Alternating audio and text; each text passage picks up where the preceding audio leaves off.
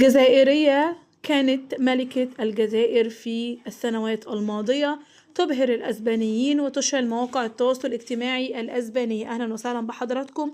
قبل أي تفاصيل لايك للفيديو، اشتركوا وفعلوا الجرس من كلمة الكل عشان خاطر يوصل لكم الجديد والترند. وقبل ده كله هنصلي على رسولنا الكريم عليه أفضل الصلاة والسلام. بنتكلم عن الجزائرية الجميلة اللي هي بتطلع على التلفزيون الأسباني وبتتكلم عن العادات والتقاليد الجزائرية في شهر رمضان الكريم.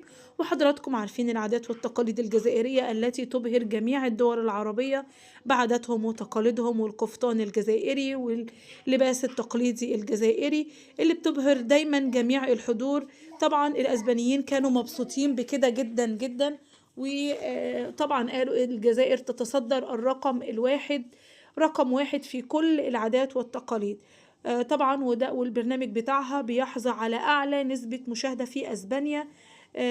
ربنا يا رب يوفقها جميعا، اللهم امين يا رب، عشان دايما بتتكلم عن بلدها الجزائر وبتحب ان هي تبهر الجميع بالعادات والتقاليد الجزائرية الجميلة اللي دايما بتتصدر المرتبة الأولى في العالم. لحد كده بيكون انتهى الفيديو مع حضراتكم، ومع السلامة.